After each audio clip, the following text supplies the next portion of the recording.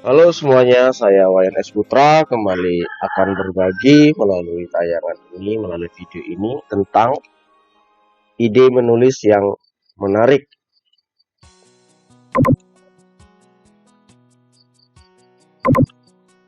Ide menulis yang menarik, jangankan yang menarik, sebagian orang merasa tidak punya ide untuk menulis. Padahal dia bisa menulis tentang pengalaman pribadinya.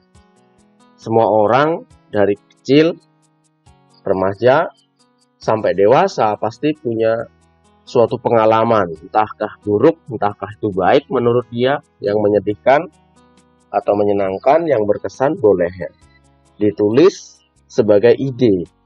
Ini biasanya orang yang buat cerpen, puisi, novel bisa dijadikan ide menulis. Dan saya pikir juga non-fiksi juga bisa ya, pengalaman pribadi.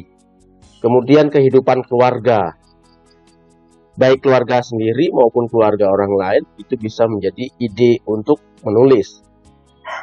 Kemudian lingkungan sekitar, situasi kondisi yang terjadi di antara kita itu apa.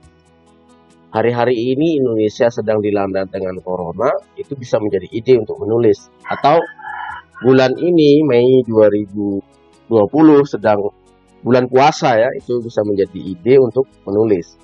Kemudian curhat dari seseorang.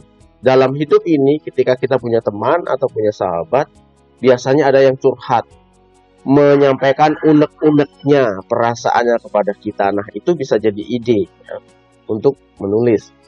Kemudian narasumber, kita bisa sengaja mendatangkan narasumber untuk membuat ide menulis, atau kita datang kepada seseorang untuk mendapatkan informasi-informasi penting ya, kita bisa jadikan ide menulis. Kemudian dari media, kita bisa dapat ide dari internet, dari koran, dari majalah, atau siaran di televisi ya, di TV bisa kita jadikan ide menulis. Kemudian ada sumber mix atau campuran. Jadi kita bisa dapat ide dari campuran tadi itu ya, dari pengalaman hidup pribadi, kehidupan keluarga, lingkungan, curhat, narasumber. Dari media kita bisa gabungkan itu. Namun memang ini perlu suatu kemampuan yang beda, karena mencampur dari berbagai sumber, dari berbagai ide. Tapi bisa dilakukan, bisa dicoba ya.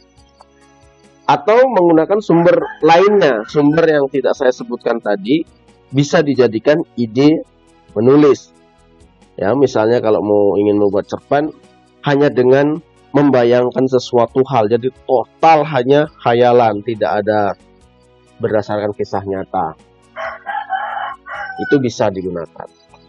Nah, jadi dalam menulis kita bisa menggunakan ide-ide tertentu ya, dari pengalaman pribadi, dari narasumber, curhat dari seseorang, kehidupan keluarga, lingkungan, dan lain sebagainya ya, bahkan dicampur ya. Atau dari sumber lainnya yang tidak saya sebutkan di sini. Silahkan dibuat. Oleh karena itu, cari dan temukan ide menulis.